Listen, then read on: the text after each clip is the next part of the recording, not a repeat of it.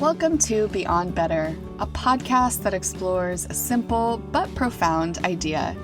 We all deserve to live lives we love, and that includes our work lives too.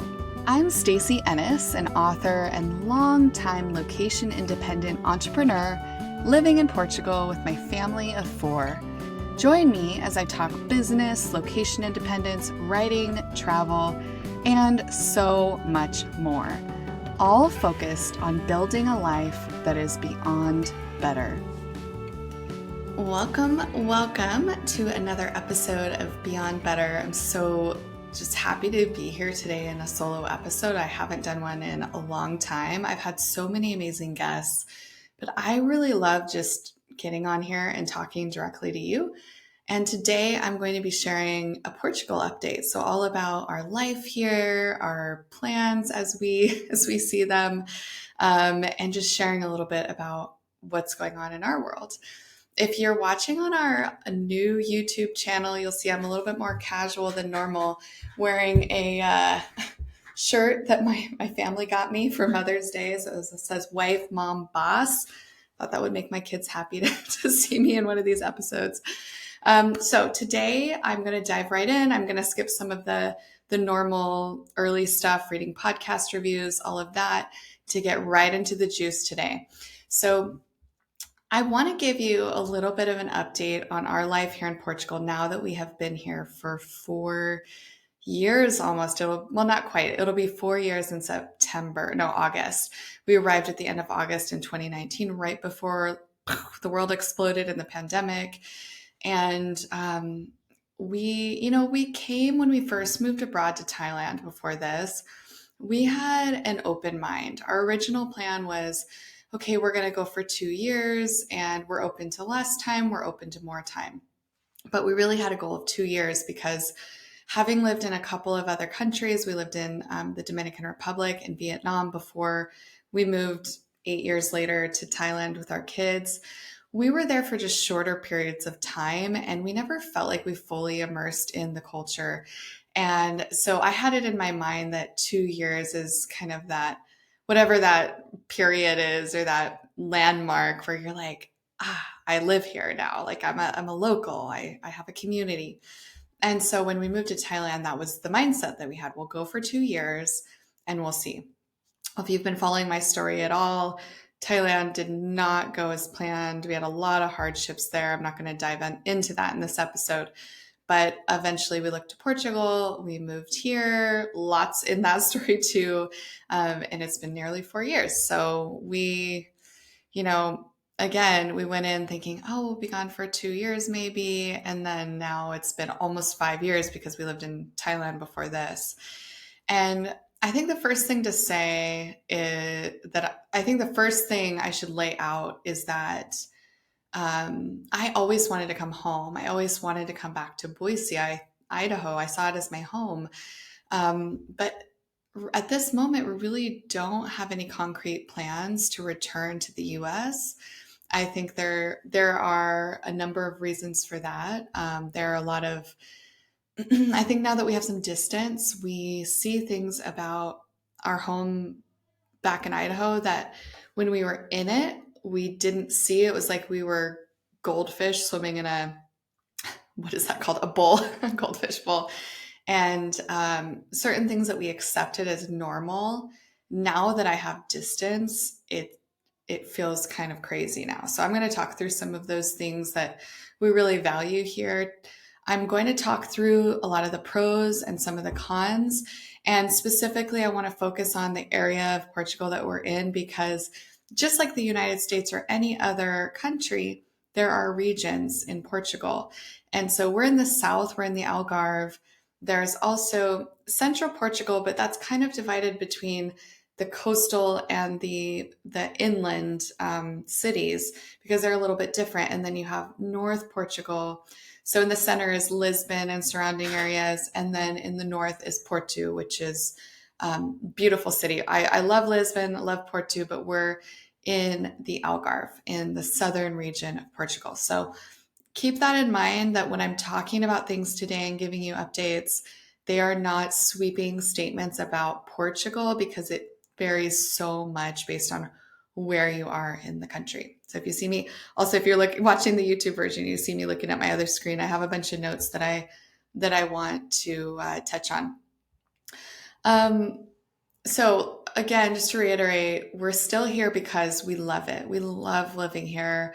Where we live, we're within about 15 minutes of at least a dozen incredible beaches. The oceans are lovely here. The beaches are clean. Um, we just love it. There's amazing trails, so I can go running, hiking. We take the kids hiking a lot. Some of them are on cliffs, so you can see these just sweeping views. And just in general, we just really, really love our life here.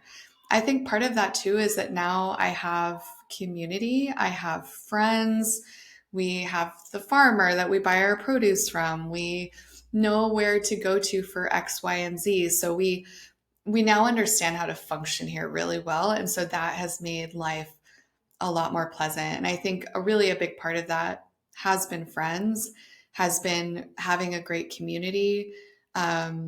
That has made such a massive difference for me, and just feeling not only that I love the place, but I love the people too. And that's been a really big piece. So if you're listening to this and you're thinking about moving abroad yourself, one piece of advice, encouragement I would give you is to really plan to and then take action on investing in relationships and in community. You have to put yourself out there and you have to develop those, because they don't come as easily and naturally as if you're in your hometown.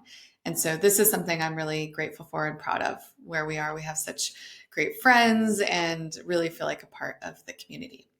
So a couple of things that I want to touch on, and I'm going to touch on these in different pieces and parts. And you might see me making notes too if you're watching the YouTube version, or hear me if you're listening to this, because I want to make sure I don't miss things. There's two big things that we're struggling with right now, that are also both good at the moment, in some ways. And those are medical care and education. So I'm going to talk through the pluses and minuses of those. I think I'm going to start with the pros, the yays, the pluses, and then I'll move into the minuses, just to give a good juxtaposition and give a sense of where we're at and what's working and not working for us right now. So a major, major plus is the weather. Oh my gosh, it's amazing. There's like few weeks total per year, and it's usually not all lumped together. Maybe like 3 weeks out of the year that it's rainy. Maybe I'm being a little exaggerating there. I want to now look at the numbers, but it's got to be in like the 3 to 4 week range that it's like drizzly, rainy, or otherwise you kind of just don't want to be outside. But again, it's not usually all at one time. In the winter, we usually have at least a week, maybe two of rain. And then we have rain kind of intermittently throughout the year as well, or maybe it's like extra windy. We sometimes get winds up from Africa, which I think is so interesting. You know, we're so close to Africa, from where we are. So sometimes that comes in, but because of the sea, even when we have wildfires in the summer, sometimes it clears out quickly. Being from Idaho and Boise specifically, which is a valley, anytime there was any kind of wildfire, even if it was an entire state away, it would get trapped in the valley. And there would be weeks on end where the sky was gray, the sun was kind of muted behind the smoke. You really shouldn't be outside, for any length of time, definitely not exercising. And so that was really hard. And then in the winter too, we would get inversions, and you'd have to drive up to the top of the mountain to see the sun, to really see it. So I really value the weather here. It's temperate all year. We don't get any snow. It's sunny most days of the year. And I don't know how to explain this exactly without sounding super weird, but the wind is like almost like this gentle, how to explain this? It's like it like exists outside of like normal air. It's like supple and gentle. It's like it like caresses you. It sounds so weird, but it does. It's just like it's like this different kind of air, and the water feels very different too. It's so clean, it's so refreshing. My hair does not love the air and the weather here all the time, but it's definitely better than Thailand. And so we love that. We love the fact that we can be outside all year, and it's just so pleasant. And we're a really active family, and we love to do things outside. So this works really, really well for us. If you're indoorsy instead of outdoorsy, maybe it wouldn't be such a big deal. Another plus for us is cost of living. I would say that even though home prices and rental prices and food and everything has risen pretty substantially, it still evens out pretty well with Boise, where we lived. And even though housing in Boise has gone up and some other things, I mean, I'd have to do the comparison, but it does feel pretty even. And I think the main reason is that even though some things are more expensive here, like cars are super expensive, or we have to pay for private education here. The cost of healthcare was so astronomical in the US that a lot of things tend to balance each other out. So it feels pretty comparable to us as when we lived in Boise, but it does feel like there's less surprises because we don't have the medical care cost burden. Another plus here is culture. We have felt very welcomed here in Portugal. We have been able to make Portuguese friends. We haven't really felt like we weren't wanted. And that has not been the case with every single place we've lived. We have definitely absorbed our fair share of like, go back to where you came from type of treatment, and actually been told that, in so many, like pretty directly, not that exact phrase, but pretty directly. Or even in Thailand, where we felt very welcome, we were called Farang, foreigner. And it was just kind of like we had this status as an other, and never truly felt, at least I can speak for myself, didn't truly feel fully embraced and welcomed. It was like we were kind of separate, even though we really craved to be part of the culture and community there. Now, it's not always easy to integrate as an expat because of language, and that's a minus that I'll talk about in a moment for us. But I will say we felt welcomed. And even with the visa process, it's like in Thailand, it was so difficult, and we would do everything, and then they would just go, nope, sorry, you missed this arbitrary thing we didn't mention, come back in 4 weeks, but also you have to leave the country and come back because your visa will expire. Like, really? So here, at least it's been more straightforward, and I'm coming up on visa renewal, but last time I renewed, I got a 3-year renewal, and all I had to do was go online, click a couple things, and go pay. I had to pay at the ATM, which is a thing here. Coming in and getting that residency is much more difficult, but once you have it, at least so far, it's been relatively easy, which has been really nice. And that feels like a signal of like, hey, we welcome you. We're not going to make it difficult for you to be here. We're going to make it straightforward and relatively simple, although I'm going to talk about bureaucracy too in a little bit. Another major plus for me is travel. To be able to go, I regularly go to places like London, Scotland. I just went to Switzerland. Day after tomorrow, I'm going to Germany. And we've gone to Spain as a family, and we've traveled throughout Portugal. It's like amazing, being an American. And although America is so diverse and beautiful, and I think I didn't appreciate that when I lived there, the countries here are so different, and it's so cool to get to experience all of these different cultures. And so that's been a major, major, major plus. Plus, plus, plus, plus. Safety has been a real positive here, although I do feel like things are changing a tiny bit in the Algarve. I've heard about some kind of troubling, like there was a home invasion not too far from us. I read about a couple of attempted kidnappings. Those are a little questionable on whether they were, like a relative or something, or if it was a random person. I think one was a random person, but there was no aggression, but it was like clear that he was trying to tempt the kids off the beach. And so some of those have caused me to put some walls up that weren't there before, of just like, maybe not walls up, but like my extra mom precaution gets turned on, especially when we're in busy spaces. Portugal is constantly rated one of the safest places in the world. It's in, the top 12 maybe. Um, but I think that that can give you a false sense of comfort. And when you come in as an expat, it's easy to have this idea that like, oh, it's so safe here, but actually you just don't understand anything. And I've been guilty of that. And so as I've been learning more, especially in the Algarve, because a lot of people have vacation homes, people's homes get broken into a lot. So for that reason, we have a home security system with cameras and some of those pieces just to have that peace of mind. So that is one piece that it's like a plus in the sense of, man, it's way safer than America, way safer than America. And it's not perfect. So, everything has its kind of light and dark side to it. I mentioned already the active lifestyle and just being able to be in the outdoors. It's amazing. I can't even explain in adequate words how deeply fulfilling it is to be able to almost any day of the year walk out of my front door and like go on these amazing trails, go to the beach. It's incredible. Food here is excellent. It's so good, high quality. The EU has much stricter standards than the US. I haven't talked a lot at all, really, actually, about some of our health journey and dietary changes in our family. Maybe I'll do a podcast episode on that down the road. We've really drastically changed how we eat, what we eat, um, everything. And it's been so great because I've been able to source everything we need here. And, we now, as I mentioned earlier, buy direct from an organic farmer.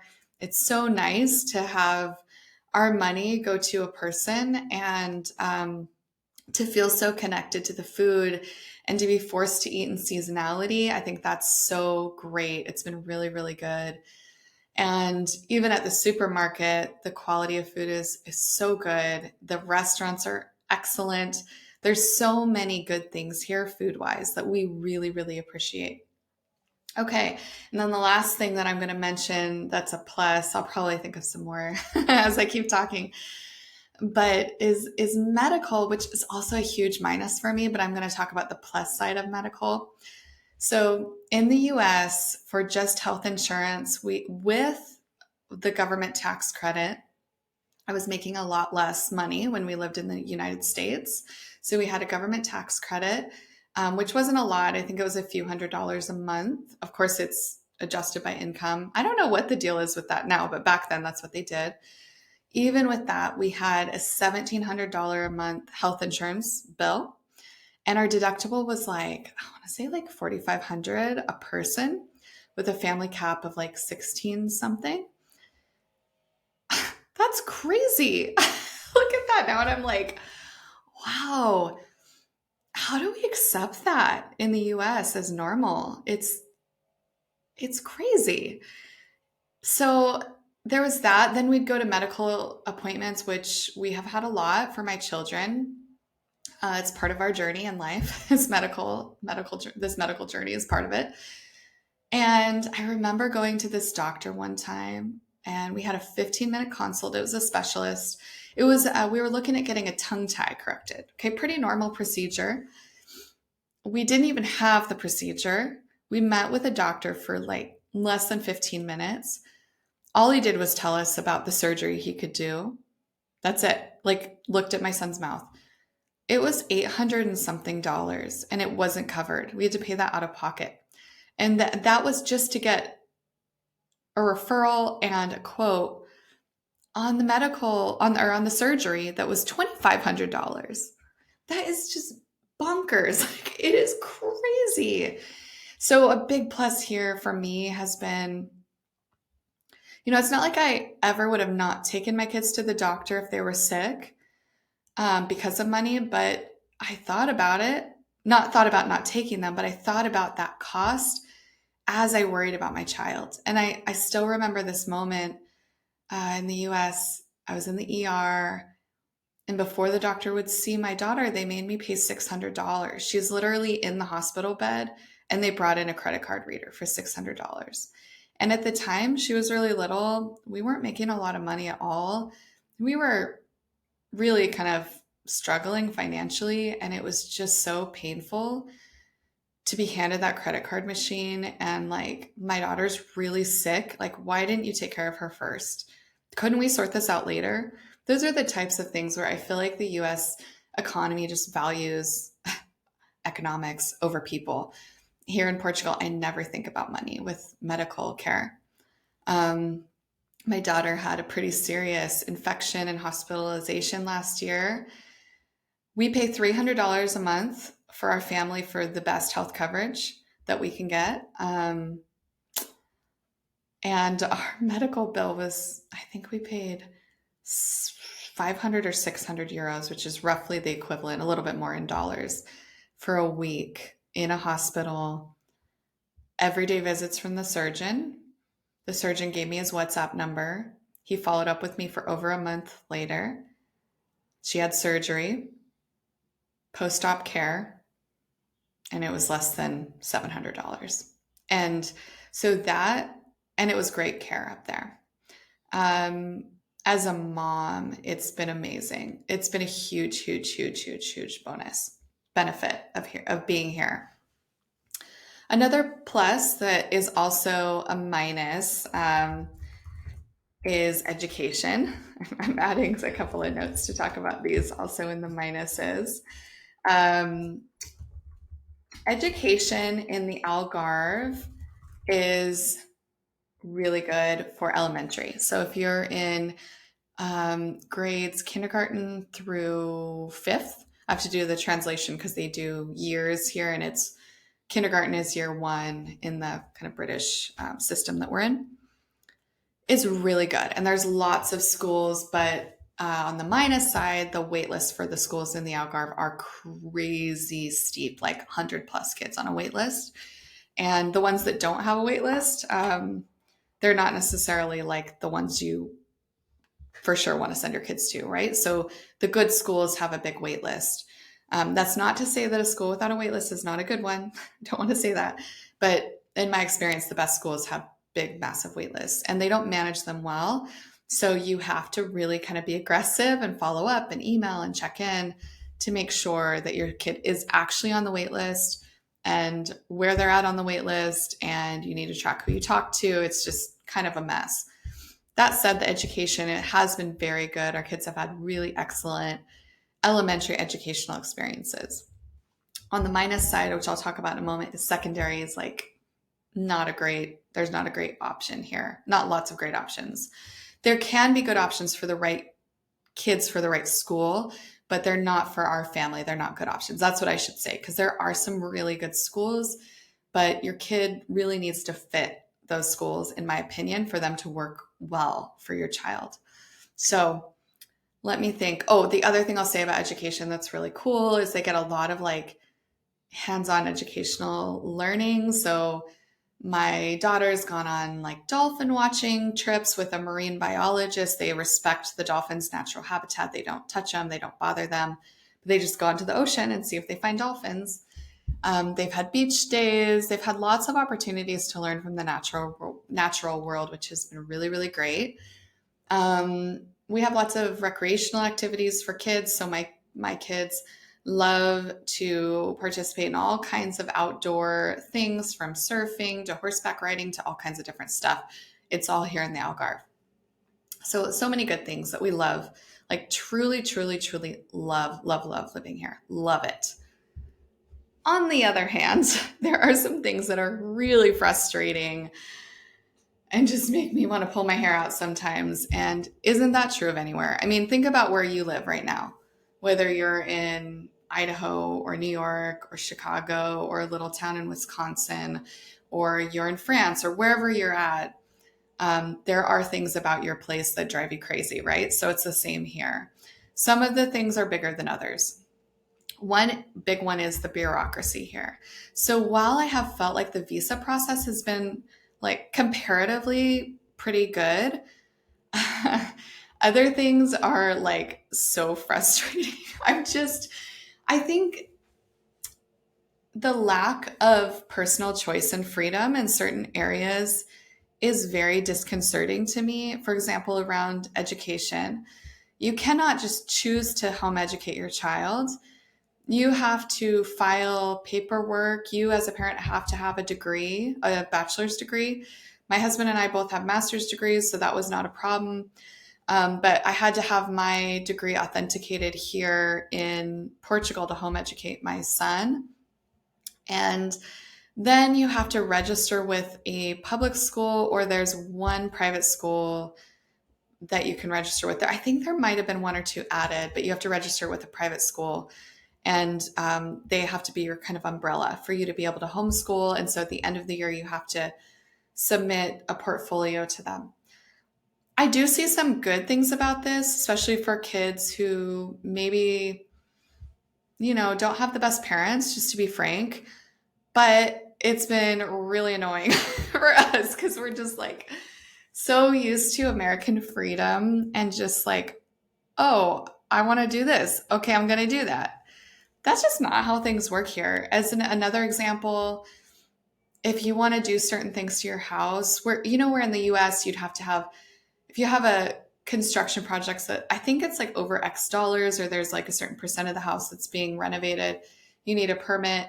In Portugal, they have the silliest rules and regulations, and building a house takes years here. Building a building can take much longer. So whereas we build homes in months in the US, like I'm not even exaggerating, 2 to 3 years to build a basic house. Like pretty nice, but just a house. We're not talking about like a mansion. We're talking about just a house. So the bureaucracy here is like, sometimes I'm just like, and then you have to file actual papers sometimes and stand in line sometimes and physically go places. And it's just like, I just want them to adopt the internet and like systems. But all that said, of course, I still love Portugal so much, but this really drives me crazy sometimes. Okay, another thing is infrastructure. Just in general, the roads sometimes are not that great here. There's a lot of dirt roads. And then I think some of just the way that they do tolls here feels very, it feels very unfair. I mean, we don't have a problem. Like we can afford to pay the tolls, of course, but there are some families, the average income here in Portugal is 700 euros a month, which is, a little over $700 a month. And to go to Lisbon, we end up paying about 70 or 80 US dollars in tolls. Like that seems ridiculous. To me, that seems crazy. It's like 10% essentially of somebody's monthly salary. That feels really unfair. So there are certain things like that I feel like the taxation and just the way things are created here are really unfair, and they kind of keep people down. Taxes are a plus for us because we're in this really amazing tax structure. But for Portuguese, the taxation rate is super high. Then you go to the store and the sales tax is 23% on most items. It's 13% on some items and 6%, I think, on like, there's certain like food staples. I think if you're Portuguese and listening to this, and please don't send me an email about how off I am, or do, and maybe I can submit a correction. But I don't pay that much attention to our actual sales tax on our receipts, but I know it ranges usually from 13 to 23%. And then books, I think, are taxed at 6%, and then again some staple food items. So it just feels like the system is really set up to keep people down, whereas our family can afford those.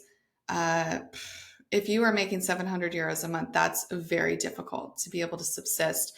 For that reason, I think a lot of people that are in that income range end up in social housing. But then, I mean, you can see how all of that is kind of a reciprocal process that keeps people where they are instead of gives them the opportunity for upward mobility. And so that's really kind of frustrating to see coming in. as an outsider. Another huge area of frustration is lack of investment in the Algarve. Man, every time we go to Lisbon or Porto and I go on Google Maps and I pick a random park and we go to that random park, they're amazing. Like beautiful parks in these wild areas with nice updated equipment. The kids have such a blast.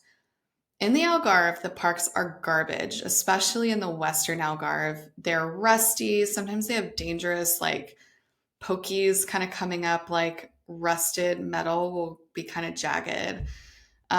They're dirty. They're often graffitied. There's the best park here is, in my opinion, just complete garbage. I know that sounds horrible to say, but if you ever come to this area and you go to the parks, you'll know what I mean.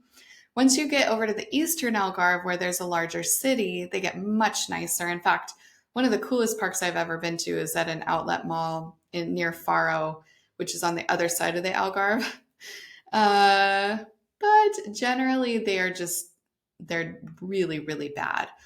That investment in the Algarve, I think the reason I bring up parks is it's indicative of every other thing in the Algarve. They don't invest in schools to the level that they need to. So teachers are always going on strike, literally like more than once a month. Teachers are going on strike, and parents just have to figure out how to keep their kids at home when they're working full time. They don't invest in the medical system. Since we've moved here, pediatricians have vanished across the Algarve to the point where when we had a medical emergency recently, the only pediatrician was over 50 minutes away. And we're not in like we're not out in the country, and like we're in a neighborhood. We're in a neighborhood where especially if you think about like tourists coming in, it's often very populated. So there's no excuse for there not to be a pediatrician on this side. That really frustrates me because it's not just about parks, it's about children's safety. So that's been super frustrating. And I think just their overall investment in children in the Algarve is severely, severely lacking. I know it's an older population, retirees, etc. But this is probably my number one complaint about Portugal is the lack of investment in children in the Algarve, the lack of medical care, and the lack of schools. Yes, they have some public schools, and I know there is at least one really good public school that one of my friends sends her child to and really likes, but not for foreigners necessarily. If you don't speak Portuguese and your kid is coming in, it's really tough. It's really tough to find good educational options, especially when you get into secondary school. But I would say even I still even feel like that applies somewhat to elementary. No, not somewhat. It applies to elementary because the public school and the private school combined are not enough to meet the demand right now of foreigners that are coming into the country. And I don't know how long Portugal is going to get away with the complete ignoring of this. I mean, I know they're not ignoring. I don't want to be like hyperbolic here, but as a parent trying to navigate this, it's very frustrating. It's very, very frustrating. So if you're taking in my like negative energy right now, it's because I feel very negatively about the way that the country is investing in this region. It's like tourism, tourism, tourism, but what about families and what about kids? So I hope that they shift that in the future. But if you're thinking of moving here, be aware of that in the Algarve. Another major minus has been language. Y'all, I'm trying to learn Portuguese. I took a class. I need to be more diligent about my daily education. But I thought coming in with Spanish, I would learn it relatively quickly. Nope, it's not happening. Okay, to be fair, I do understand a lot, especially if I'm reading. If I understand the context, I can probably pick up like 70, maybe a little bit less percent of what I'm hearing. I did navigate a visa appointment totally in Portuguese. So it's not like I'm not learning, but if I was in Spain, I would be professionally fluent at this point, no question. So it's been a roadblock for sure, even for my kids. Okay, business wise, time difference has been a huge minus, but also a plus in some ways because I always want afternoon meetings and clients tend to want mornings. So, even the 8 hour difference Pacific time, and I work with high achievers. Most of the people writing books with me, they're already getting up at 5 a.m. So for them, meeting at like 8 a.m. Pacific, which is 4 p.m. my time, is like totally fine. But sometimes it can be a little tricky when I'm trying to navigate. For example, right now I'm trying to navigate a podcast interview where I'm going to be on somebody else's podcast. And we're really struggling to align times because they're just so different. So this isn't in the US, it's in a different country. But sometimes navigating those things can be pretty tricky here. It just adds a layer of complication that you don't have if you live in the US. And it always cracks me up when I connect with somebody new in the US. They'll ask me if I'm available at like a certain time, but they don't include the time zone. And I'm always like, wow, what would that be like to just not have to think about time zone? I mean, in almost every interaction on scheduling, I'm translating the time. So that's been interesting. Definitely better than Asia, but often a minus here. A huge minus for me professionally as well as travel to the US. I say no to a lot of things simply because your girl does not want to travel for like 20 hours. It's hard on your body to travel and then have this time zone adjustment and then travel again and have a time zone adjustment. And to make that work, especially if I'm speaking, I need like 2 days of adjustment. So I end up being typically gone a minimum of 10 days when I go to the US, because if I go to the US, then I want to like get in other things. I try to combine things together. And so that can be a huge challenge in that I don't, if I was in the US, I could say yes to a little thing here and there. I might go speak at this conference because it's a 2 hour flight or a 4 hour flight, but I don't go because it's 20 hours or, the layover is really long. So it ends up being like 24 hours. So that's definitely a minus. I talked about already the medical and the education, which I told you I'd touch back on as minuses. I think I feel like I said my piece there. I don't really need to add on to that. But I will add just on the plus side that in bigger cities, these are not issues that people are talking about. So there's abundant schools in the Lisbon area, Porto area. And so this is the one thing that's making it hard for us to say that we're going to stay here in the Algarve indefinitely, because we don't feel like our full needs are being met. My husband's and my needs are being met, but our kids' needs right now they're being met, but long term, and actually I would say maybe not. No, they're not, because we don't have the medical care that we need to feel 100% confident about their health and safety. So that's a big, big, big minus for us that we're navigating right now. To tie the bow on this whole conversation, you know, when we moved here, I had no idea what to expect. Many people don't realize that we had never been to Europe when we moved to Portugal. I had never set foot on European soil before moving our family of 4 to Europe, specifically to Portugal. And, we did a lot of research. We felt like we knew enough to make that decision. I mean, I'm research queen. I overturned every stone, read everything. Because of where we were in Portugal or in Thailand at the time, it was just impractical for us to be able to do the visa work and make a scouting trip. It was just too much to do. And in spite of my mini rant about investment in the Algarve and the parks and all that, the outdoor parks are amazing. The outdoor life is incredible. And my kids are thriving. My husband and I are thriving. My business is thriving. I love my life here. There's so many good things. There are always minuses to everywhere. I feel very safe here. I don't feel afraid of just frankly the guns that were around me in Idaho. That was a big concern. It's a heavily armed state. Um, and so those are those, like that piece is a pretty big deal to me, actually. And then I think just the predictability of expenses here has been very helpful with, being a business owner, it's not always predictable. Sometimes you have massive months and then you might have a slower month. And you'll have like a normal, like medium. And so it's hard sometimes to predict those pieces. And of course, we've had crazy things come up here and there.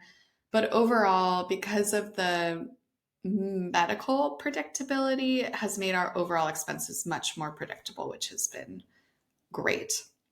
So for now, we're staying in Portugal. I don't know if it's our forever home, but it's definitely our for now home. I hope this was interesting, enjoyable for you to get a bit of an update on our life. If you have questions about our life here in Portugal, let me know. I love answering your questions. I love our life here. So I love getting to share it, but I also want to be real with you and clear on the things that have been a struggle for us and that we're working through. So I'd love to do another episode or many more episodes on this. You can go to stacyennis.com and click contact or connect. I can't remember which it says. One of those two. Fill out the form on there. Send me your question and I'll answer it in an upcoming Ask Stacy episode. That is it for this week, our Portugal update. I want to say a quick thank you to the team that makes this show possible, to Rita, to Catherine, and to Kim. I'm so grateful for your support in making this show a reality and allowing me to come in here and do my thing and then getting it out to you, to my community, to my listener, viewer. Don't forget, we have full episodes on YouTube now, which has been super fun, and watching the follower count grow day by day.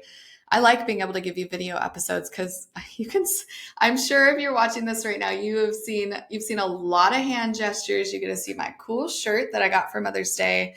But overall, it just gives us a chance to connect in a little bit more personal way. Thank you for joining me. I will be back with you before you know it.